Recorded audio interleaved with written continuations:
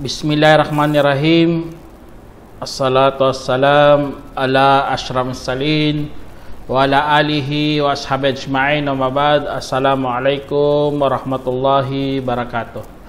Mga kapatid sa Islam, nandito naman po tayo para magbigay ng Islamikong pagpapayo patungkol ito sa tafsir na umabot na tayo sa surah Muhammad 47 verse 26. Sabi ng Allah subhanahu wa ta'ala, ay sa verse 21 pala, sabi ng Allah subhanahu wa ta'ala, ta'atun wa qawlun ma'ruf wa idha azamal amru walau sadaqallaha lakana khairan lahum. Sa sinabi ng Allah subhanahu wa ta'ala sa banal na Quran, pagsunod at magandang pananalita. Kaya kapag napagpasyahan ang isang bagay at saka kung sakaling nagpakatotoo sila, kaya Allah ay talagang naging mainam pa ito para sa kanila. Kaya dyan sa ng sinabi ng Allah subhanahu wa ta'ala, mga kapatid, ito ay dumating na sa kanila ang batas. Batas kung nasaan kailangan nila talagang gawin. Kung wala kang dapat sa isang Muslim, lalo na meron kang paniniwala kay Allah, ay dapat sumunod ka. Tingnan nyo, sumunod. Ano pa, mga kapatid, itong kinakalimutan ng karamihan? Magsalita ng magaganda. Magagandang pananalita. Aanhin mo ang pagsunod kung masama naman ang gumalabas sa bibig mo. Inutusan ka na. Nagdanabog ka pa dyan. O kaya naninira ka pa dyan. O kaya magmura ka pa. Subhanallah. Anong kasi pagsunod yan? Kaya mga sahaba, mga kapatid, sumusunod talaga, nagpapatalima at hindi nagsasalita laban sa kanilang mga ginagawa o kaya kapwa nila manampalataya. Sila nagganun talaga sila, mga kapatid, total submission talaga. Buong pagsunod kay Allah subhanahu wa ta'ala, kasi pati bibig nila, pati ang lumalabas ng kanilang mga bibig, sa kanilang mga pananalita ay dapat magaganda. Hindi kinukutya o kaya nasusuklam ka pa, o dubillah. Kasi ang dating mo yan, parang parang mapagkunwari ka eh. Ayaw mo talaga sumunod eh. Kahit utos na yan, hindi ka pa susunod. Kaya ang mga kung nagpakatotoo sana sila, mga kapatid, lalo na ang mga mapagkunwari, ay talagang mas painam pa to mga gawain na ito. Kasi pagsamba to kay Allah eh. Pagsunod to kay Allah subhanahu wa ta'ala eh. Kaya ito, isa sa mga leksyon talaga itong mga kapatid na bumaba sa atin, na dapat tayo magpasakop ng lubusan kay Allah subhanahu wa ta'ala. Kasi nga, kadugtong dito, sinabi ng Allah, fahal asaitum in tawallaytum an tufsidu fil ardi wa tuqatti'u arhamakum. Sinabi ng Allah, kaya kung sakali kayo'y tumalikod, marahil wawasakin pa ninyo ang mundo at mamumutol ng mga ugnayan ng mga kamag-anak. Allahu Akbar. Dito sa sinabi ng Allah, mga kapatid, ganon ang gagawin ng mga tao na hindi sumusunod, lalo na tumatalikod sa batas ng Allah subhanahu wa ta'ala, ay talagang gagawa ng mga kasalanan. Kasi nga puputulin nila ang mga ugnayan. Alam naman natin, mga kapatid, ang rahim na tinatawag natin sa Arabic, ang rahim, yun ay ugnayan yun ng magkamag-anak. At ang rahim na ito, mga kapatid, ay nag-manifest. Nagano siya, nagsasalita, binigyan siya ng Allah subhanahu wa ta'ala ng bagay kung saan makakapagsalita siya. At siya, mga kapatid, nandoon siya sa trono ng Allah subhanahu wa ta'ala, nakasabit siya doon. Kaya dahil doon, mga kapatid, Binigyan siya ng importansya ng Allah subhanahu wa ta'ala ang ating mga ugnayan sa kamag-anak na yan. Mayroong halaga yan kay Allah subhanahu wa ta'ala kasi nandun siya nakasabit sa trono ng Allah. Ha? Kaya ang sino man ang pumutol sa kanya ay puputulin talaga ng Allah subhanahu wa ta'ala. At ang sino man ang nag-ugnay sa kanya ay uugnayin din siya ng Allah subhanahu wa ta'ala. Ha? Kaya nakakatakot mga kapatid kapag ang nanay mo puputulin mo ang kanyang ugnayan o kanyang yung ama o ang mga kapatid mo o mga kamag-anak mo, lalo na mga malalapit. Sasabihin mo hindi na kita kamag-anak, wag na natin yung gawin mga kapatid. Kasi ang batas ng Allah subhanahu wa ta'ala nandyan na yan. Ha? Kailangan sumunod at magtalima. Kung tumalikod po tayo mga kapatid, ito talagang gagawin natin. Ha? Maninira tayo ng kalupaan. Tignan nyo ngayon, sinisira ng ang planeta natin, tuloy. Tayo rin namimirwisyo. Ha? Pati na paggawa natin mga kasalanan, yun namimirwisyo talaga yan mga kapatid. Ha? Kaya dapat ang ating itato, tapos ito pa mga kapatid ang ating ugnayan. Kasi may hadith dito si Prophet sallallahu alaihi wasallam, sabi dito sa hadith, ang sino ilalagay ang rahim sa araw ng paghuhukom doon sa kay Allah subhanahu wa ta'ala at bibigyan siya ng dila na makapagsalita siya ng malinaw. At ang sino man ang nag-ugnay sa kanya ay uugnayin din sa araw ng paghuhukom at sino man nagputol sa kanya ay puputulin rin. Kaya ito isa sa mga kapatid kasi ang rahim yun eh. Yun ang ipinangako ng Allah subhanahu wa ta'ala. Kaya sana mga kapatid mag-ingat kayo na wag sana tayo tumalikod sa batas ng Allah subhanahu wa ta'ala. Kasi kung maano lang tayo, kung tumalikod tayo, yun ang mangyayari rin. Maninira tayo ng kalupaan. Siyempre naman, alam nyo paano sirain ng kalupaan? Kung gagawa tayo ng mga kasalanan. Sample na lang pagpatay. Papatayin mo mga tao, subhanallah, naninira ka na ng mundo. Uubusin mo mga tao dyan, sino na lang magtatrabaho, di ba? Kasi kaya nawawasak sa yung mundo eh. Sample lang mga pagnanakaw, mga flood control, ninanakaw. Tuloy, maraming mababaha kasi walang control ang bahay. Yun dahil mawawasak mo talaga ang mundo mga kapatid. Auzubillah. Kaya mag-ingat tayo mga kapatid sa mga ganitong mga gawain. Wag sana tayo tumalikod. Tapos ito pa yung pinakamasama, kadugtong dito mga kapatid, sabi ng Allah, ulaika alladhina la'anahumullah wa asammahum wa a'ma absarahum. Sa sinabi ng Allah subhanahu wa ta'ala, magkagayon sila ang mga yaong isinumpa na ni Allah subhanahu wa ta'ala at saka sila ay ibiningi at binulag ang kanilang mga paningin. Ito pala nakakatindi sa lahat mga kapatid. Susumpain ka ng Allah subhanahu wa ta'ala. Alam naman natin ang sumpa. Ang sumpa ay malayo sa habag ng Allah. Gusto mo makapasok sa paraiso, hindi ka na makakapasok. Kasi nga, napakalayo mo sa habag ni Allah subhanahu wa ta'ala. Kaya napakalungkot.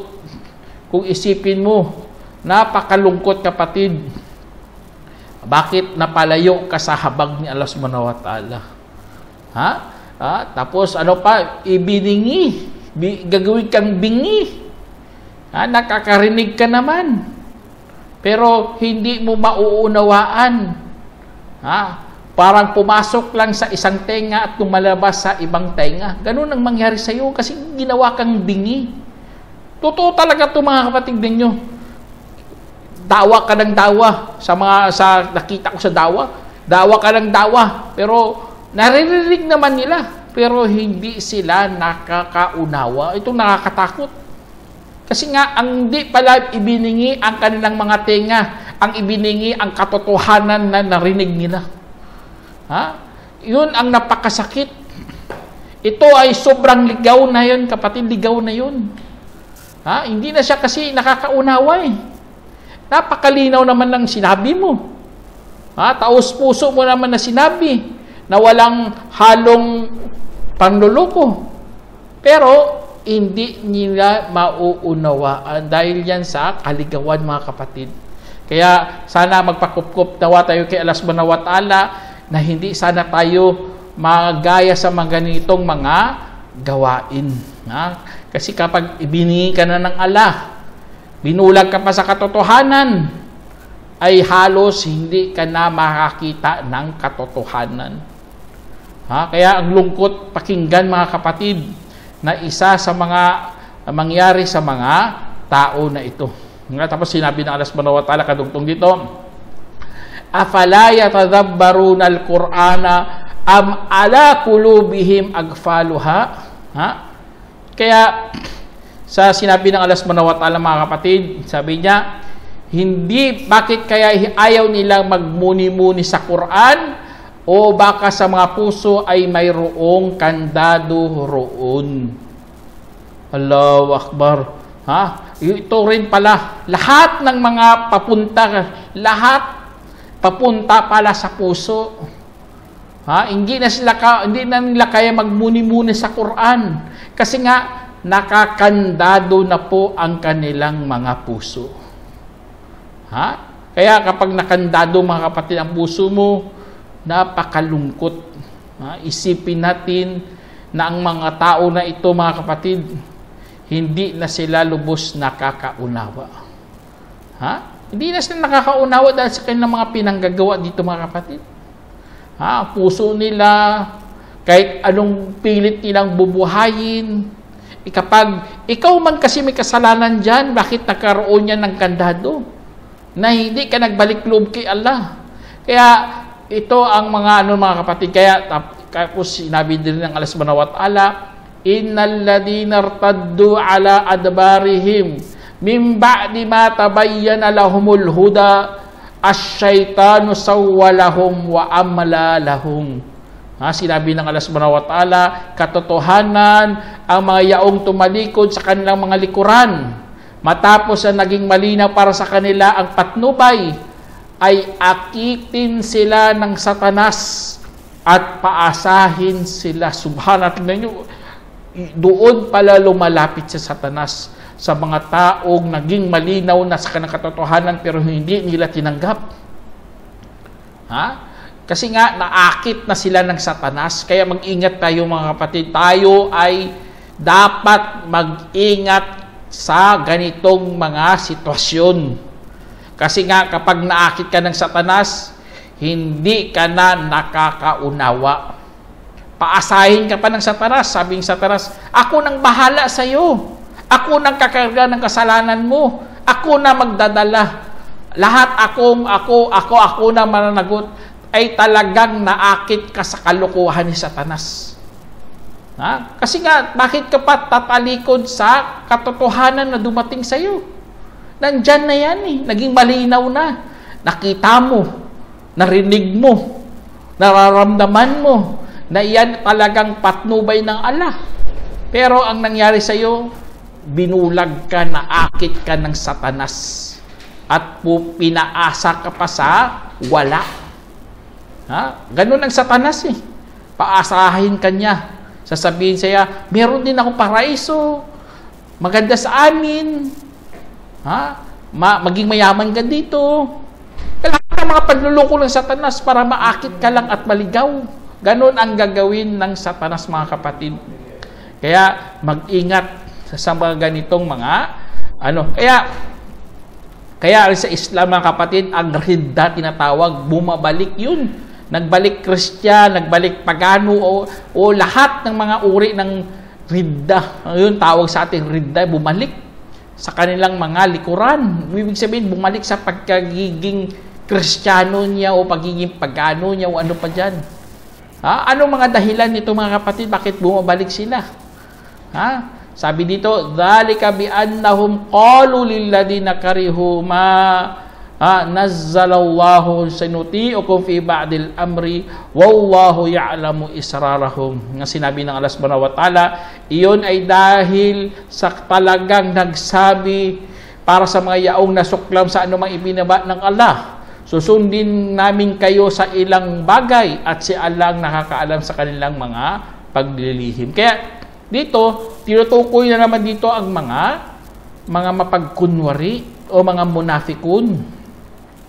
Bakit nasabi nila yan sa mga taong nasuklam na nga Hayagan na susuklam kay Allah. Bakit sasabihin mo na susundin namin kayo? Ano yan sila Klarong-klarong mga pagano. Ang ganito mga munapikon, mga kapatid, ang mga munapik, pinapakita sa iyo na Muslim sila. Pinapakita nila na tunay sila na maniniwala. Tunay na mayroon silang pananampalataya kay Allah. Pero kung kaharap nila mga pagano o kaharap nila ang mga mapagtakwil, sasabihin nila, kami kasama rin ninyo, subhanallah. Kaya kung hindi ka marunong tumukoy ng masama at mabuti, ay nakakatakot din yan. Kasi nga, bakit hindi ka nag-aral? Bakit sumama ka dyan sa mga mapagkunwari? Alam naman natin mga mapagkunwari, mga parang hunyango yan sila Kung anong kulay kasama niya, doon din niyang hunyango nga Kaya wag sana tayo maging hunyango, mga kapatid. Kaya sila susundin nila kung anong mga gusto nila sa mga kufar, sa mga musyrikin o ano pa dyan, mga pagano, subhanallah. Kaya hindi nila alam ang Allah ang higit na nakakaalam sa kanilang mga paglilihim. Mga lihim nila, alam din niya ng Allah. Kaya mga munafikun, nasa ilalim talaga ng impyerno kasi kaaway sila Kaaway na panloob. Kasi may mga kaaway panlabas Sila panloob, internal, nasa loob sila. Kaya nagtanong dito si Allah subhanahu wa ta'ala sa kanila. Sabi dito, فَكَيْفَ إِذَا تَوَفَّتْهُمُ الْمَلَائِكَةُ يَضْرِبُونَ وُجُوهَهُمْ وَأَدْبَارَهُمْ. Sinabi ng Allah subhanahu wa ta'ala, kaya't papaano kung bawiin na sila ng mga anghel habang hinahampas ang kanilang mga mukha at kanilang mga likod. Tingnan nyo mga kapatid, mayroong paghahampas, papaluin ka. Anong nangyari? Bakit papaluin sila ng mga anghel? Kasi nga, sa bingit ng kamatayan, sa takot na mamatay ang kanilang mga kaluluwa, mga kapatid, magsiksikan yan sa loob ng mga katawan. Lahat ng mga dulo ng katawan, doon sila sisiksik. Ayaw niyang magbitiw. Kaya dahil doon, hahampasin sila ng mga anghel, subhanallah. Hampasin kanilang mga mukha, ang kanilang likuran, para palabasin lang yun ang kaluluwa na yun. Hindi lang pala sigawan. Hindi lang pala, huhugutin pa nga sa isa hadith huhugutin. Kasi nga ayaw lumabas Kaya nakakatakot, hampasin hanggang lumabas ang anghel. Kaya nakakalungkot mga kapatid. Paano ka kung ganun ang sitwasyon mo? Magpagkunwari ka, ganun ka kapag ikaw mamatay. Tatanggalin ka, hugutin ka, papaluin ka. Kaya kung nakikita mo, na sumasakit, may nasasaktan, lalo na sa bingit ng kamatayan, yun ang dahilan pala na hinahampas sila ng mga anghel. Dahil ayaw nila lumabas. Tapos ito pa sinabi ng Allah subhanahu wa ta'ala kadugtong dito, "Dzalika bi annahum ittaba'u ma ashatallahu wa karihu ridwanahu fa ahbata a'malahum." Sinabi ng Allah subhanahu wa ta'ala, iyon ay dahil sinunod nila talaga ang anumang ikinapupuot ng Allah at namuhi rin sila sa mga kaluguran, kanyang kaluguran, kaya pinabura ang kanilang mga gawa. Kaya dito sa sinabi ng Allah subhanahu wa ta'ala, mga kapatid, mga munafikun tinutukoy dito, na sila mga kapatid, sinunod nila kasi ang mga ikagagalit ng Allah subhanahu wa ta'ala. Tapos namuhi rin sila sa kaluguran ng kanyang kaluguran. Nalulugod si Allah. Maski nakamuhian mo yan, auzubillah. Kaya nangyari sa kanila dahil sila mga munapikon, binigyan sila ng parusa, buburahin ang kanilang mga gawa. Kaya sayang lang kanilang mga nagawang mga sala, fasting, kahit nagpapakitang tao pa sila ibuburahin yan ng Allah subhanahu wa ta'ala. Kaya nakakalungkot, sabi ng Allah, sabi niya, hasibal ladina fi qulubihim marad alla yukhrijallahu athganahum.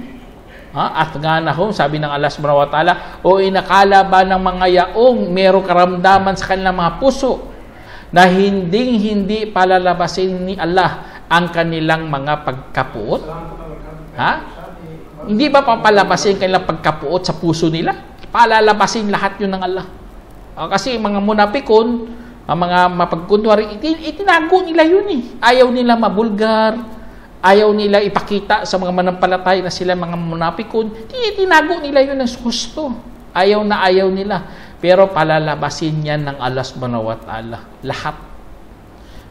Kaya dito, pinakamatindi rin sinabi ng Allah dito, sabi niya, walau nasya'u la ra'aynakahum wala la'araftahum bisimahum wala ta'rifannahum fi lahnil qawli wallahu ya'lamu a'malakum. Sinabi ng Allah subhanahu wa ta'ala, at kung nanaisin, sabi dito, at kung nanaisin namin ay talagang ipakita namin sila sa inyo at saka malalaman mo talaga sila sa pamagitan ng kanilang tanda. Kung gustuhin lang ng Allah, mga kapatid, malalaman sana natin mga munapikon sa kanilang mga tanda, pero hindi yan pinakita ng Allah. Pero ay pinakita lang ng Allah dito at sadyang, kasi hindi na kailangan pakita ng Allah yan, kasi dito sinabi ng Allah, at sadyang makikilala mo talaga sila sa tono ng pananalita. Dito lang pala eh. Hindi mo na kailangan makita sila. Sa tono lang ng pananalita, mga kapatid, malaman mo kagad na sila yung mga munapikon. Alam mo ang tao nagsisinungaling? Ganun. Di siya makapagsalita ng diretso. Yun, mga tono ng pananalita, yun eh. Doon mo makilala na iyon ay mga munapikon. Pinalabas na talaga ng Allah subhanahu wa ta'ala sa kanilang mga pananalita. Alam mo talagang tao nagsisinungaling talaga eh. Doon, mga kapatid, Allahu Akbar, at si Allah ang nakakaalam sa inyong mga gawa. Doon sa gawain, malalaman mo tuno ng pananalita ng mga munapikon. Kaya sabi ng Allah subhanahu wa ta'ala dito, kadugtong dito, sabi niya, وَلَنَبْلُوَنَّكُمْ حَتَّى نَعْلَمَ الْمُجَاهِدِينَ مِنْكُمْ وَالصَّابِرِينَ وَنَبْلُوا أَخْبَارَكُمْ.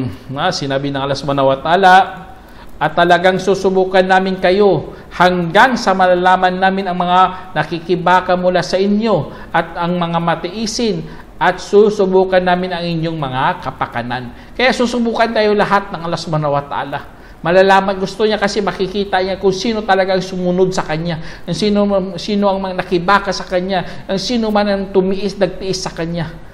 Kaya lahat ng mga pagsubok na ito, mga kapatid, yun ang gusto ng Allah subhanahu wa ta'ala. Tapos kadugtong dito, innal ladina kafaru wa saddu an sabilillah wa syaqur rasula min ba'di ma tabayyana lahumul huda la yadhurrullaha syai'a fasayahbitu a'malakum. Sinabi ng Allah subhanahu wa ta'ala, mga kapatid, at ang mga yaong sabi dito, katotohanan ang mga yaong tumakwil at humadlang hinggil sa landas ni Allah at tumutol sa mensahero matapos na naging malina para sa kanila ang patnubay, ay hindi mapipinsala si Allah ng anuman at ipababura ang kanilang mga gawa. Kaya sa mga mga kapatid, sa mga gawain, mga kapatid, yun ang mag-ingat kayo, kasi nga baka buburahin ng Allah subhanahu wa ta'ala ang ating mga nagawa. Kasi nga kapag ikaw pumasok ka sa pagiging kupor o hindi ka na sumunod, nagtakwil ka, doon ay buburahin ng Allah subhanahu wa ta'ala mga gawa mo. Kasi bakit ka pumasok sa mga ganitong mga gawain? Alam mo naman na ang Allah subhanahu wa ta'ala ayaw niya mga mapagtakwil, ayaw niya sa mga taong humahadlang sa kanyang landas. Tapos tumutol ka pa sa mensahero, harap-harapan pa talaga. Malinaw naman ang katotohanan. Naging ano na eh. At saka hindi mo rin mapipinsala, hindi mo mapapahamak o hindi ka makapagbigay ng pahamak kay Allah. Ha? Kasi nga, ang Allah subhanahu wa ta'ala, siya mismo ang magbubura ng iyong gawa. Kaya kung sala ka ng sala, tapos sinaluan mo naman pala ng pagkukunwari, wala ring saysay yung mga gawain. O kaya, nagbibigay ka nga ng milyon-milyon. Ha? Tapos ikaw doon mo inukol mo kay Jesus. Subhanallah, wala ring saysay ang iyong mga gawa. Ha? Magpatayo ka ng building charity, ipangkawang gawa mo lang, wala ring saysay yan. Ha?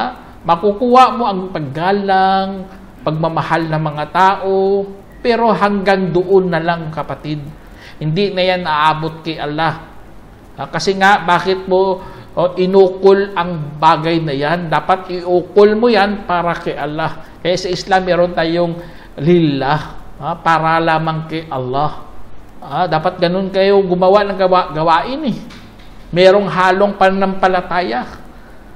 Kasi kung walang halong pananampalataya, halong pakitang tao lang, ay wala talagang saysay yan. Kasi ipapabura lang yan ng Allah. O kaya parang buhangin na ilagay mo sa timbangan na, tapos ang buhangin na yun lilipad kasama sa hangin, walang silbi. Ha? May mga buhangin na gano'n na napakagaan, bubuhos mo doon, ilang minuto nang lilipad na. Ha? Sasabay na sa hangin. Gano'n ang mangyari sa iyong gawain, mga kapatid.